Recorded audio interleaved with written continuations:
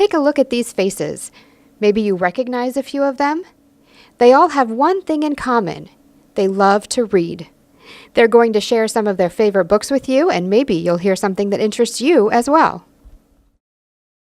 Hi, I'm Suzy Han. I'm the mayor of Kendallville, and I enjoy reading books about people's lives. I have my whole life always been interested in what makes people tick and what makes people successful.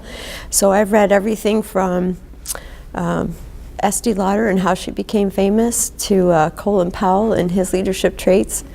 You kind of name it about people at different walks of life, and I've read their book of why they are successful. And here recently I've read several books on people who are cancer survivors, in particular multiple myeloma, and what got them through. And so I could get some inspiration from that about being a warrior for this disease, and that it doesn't define me and we keep moving on.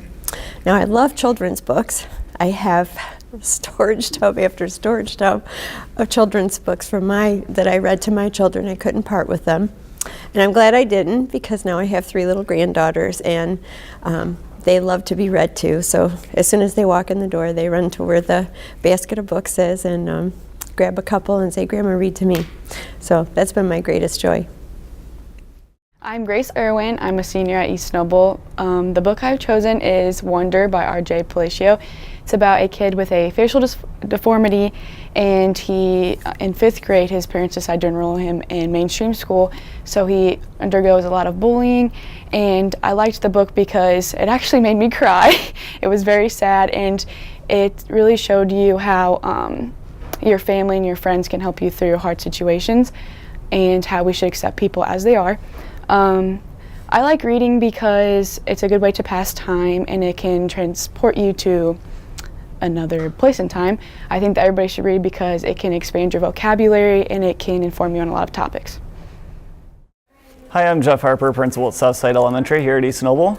I've been a lifelong reader because I kind of grew up in a library when I was a little kid. My mom was the branch manager at the Kendallville Public Library, and it was either go to the babysitter or hang out with mom. So I would hang out with mom, and she would say, "You have to read," and I would learn how to read at the library. Every time I would go with her, I'd just pick up books, and I've always been a reader.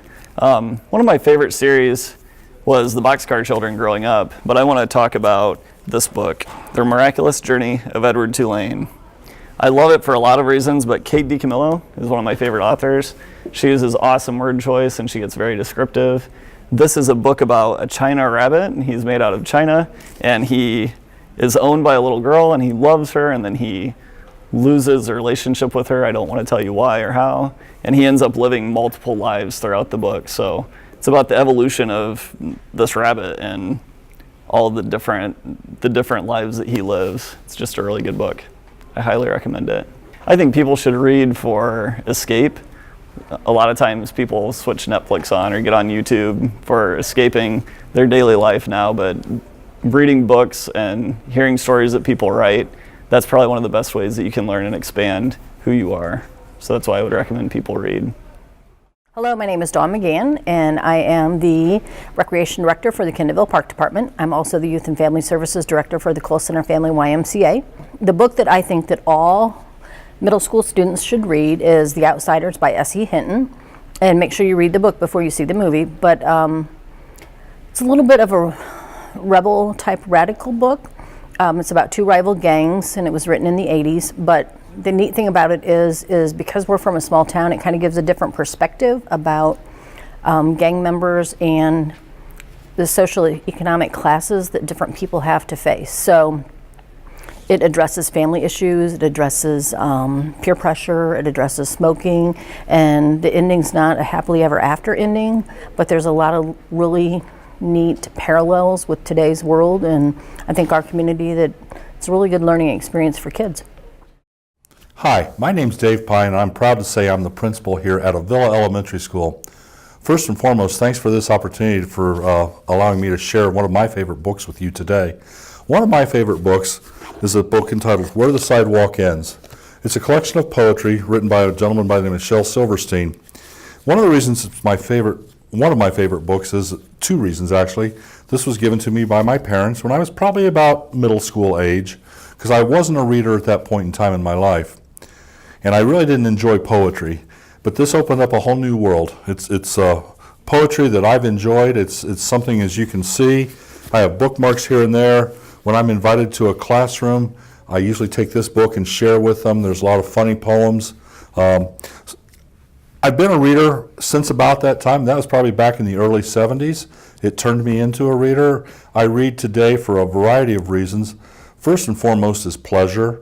I still love to read. I don't have as much time to read as I used to, but that's one of my favorite all-time books, or favorites, is to read a book.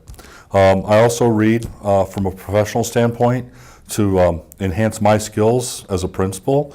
I read for informational purposes, and every now and then I read for reasons to put something together for my granddaughter, or I follow following directions. So it's important to be a great reader. One of the interesting things about Shel Silverstein, not only was he a poet, he was also a singer and a songwriter. And if you've ever heard a song by Johnny Cash about a boy named Sue, he wrote that song. So there's a little tidbit for you for today. And again, my name's Dave Pine. Proud to say I'm the principal of Villa Elementary School. And thanks for allowing me to share with you why I think it's important to be a reader. Thank you. My name is Nicholas Munson. I am an East Noble student. I'm an athlete, and I enjoy reading the book Unbroken. I think it was a great story because it helped show how the willpower of this man helped him survive. I think reading is a good thing because it helps people further their learning, and it provides other options for kids who don't want to do stuff outside of school rather than sports and clubs. Hi, I'm Brian McNamara. I'm a 6th grade teacher at East Noble Middle School, primarily math and science, but one of the things that I like to do every night before I go to bed or on vacation is I enjoy reading a lot. And I don't read just kids' books. I read all kinds of books, mainly fiction. But the book I want to talk to you about today is Michael Vey and the Prisoner of Cell 25. This book was actually suggested to me by one of my students last year. He said, "Mr. Mack, you got to read this book. It's great. It's about this boy with some special powers and all his friends." And here we are, 7 books later. I've read the entire series, which is pretty cool. And it was all because this student said I absolutely had to read it. So one of the things that I like to do is suggest to kids what books they need to read. And every once in a while, I listen to kids as well, and I pick up a book that they suggest.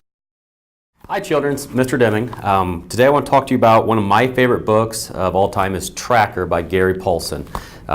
As you can see by my book, it's pretty worn and torn. I remember getting this as a middle school student at the book fair. So what kind of attracted me to the book to start off with is just the deer on the front in the woods. I grew up loving to hunt and kind of being outside, so that's what kind of attracted me to the book. And then I kind of read the back and figured out it even relates more to me than I thought it would. So I'm going to read the back just real quick, kind of give information on the book. John Bourne always looked forward to hunting with his grandfather, but now his grandfather's dying and the hunt will be without joy. But when John sees the doe waiting, watching him, he knows he must track her, not to kill her, but to find in the skill of the hunt and the way of the wild how to hold on to his grandfather's life. It really touches a kind of personal with me for life is I grew up learning how to hunt for my grandfather also. Luckily he's still around, so we still hunt quite a bit during the winters. But John, he lost his parents in a plane crash and had to move and live with his grandparents and found out his grandfather has cancer and could possibly be dying, so he's on a hunt by himself and just trying to work through finding emotions and enjoying being out in the wilderness. I've read this a couple different times, and actually I've read it recently to my son who's a 3rd grader, so he's really enjoying it now. Gary Paulson has a lot of different books I know you guys will read in middle school, including Guts and Hatchet. So hopefully you guys enjoy Gary Paulson, and hopefully if you get a chance you get to read Tracker also. Hello, my name is Lindy Munson, and I am a guidance counselor at East Noble High School. The book I have chosen to talk to you about is Number the Stars by Lois Lowry. And this is a story, a pretty cool story, about a little girl who is caught in the middle of the conflict with the Germans and the Jews in World War II. She lives in Copenhagen, Germany. She has a best friend who is Jewish, and she's faced with having to help aid the Jewish population in leaving Germany and relocating to Sweden. And the cool thing about the story is that you start off meeting this this 10-year-old girl, just kind of a little child. And as the story progresses, it shows how brave she has become to her best friend in helping save her life. And I think it's a testament to when we're put in situations in life where we may be really scared to do something, but because it's somebody that we love, that we're willing to be brave for them. And that's how the story unfolds and how we can be a good friend to other people.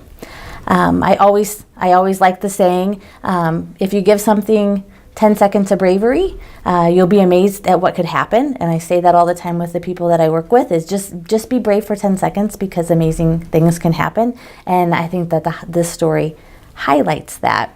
I hope you choose to read the story.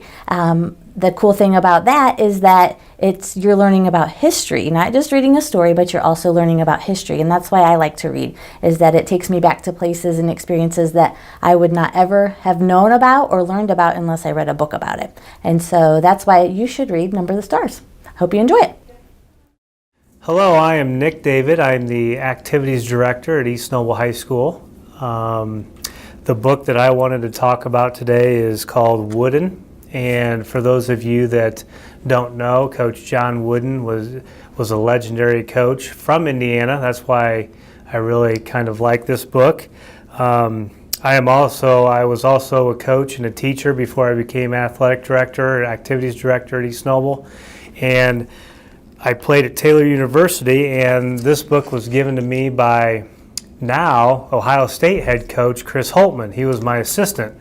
So the reason I like this book is because it really tells me and lets me know how to relate well with people and be a good leader and be a good teammate, because I do on a daily basis work with a lot of kids, a lot of adults, coaches, teachers, community members, and it really just gives me some good insight on how to be a good leader. So I work daily on that. I work to be a better leader today than I was yesterday, and I'm going to work every day to be a better leader, because as you guys know, no one's perfect and we can always be better.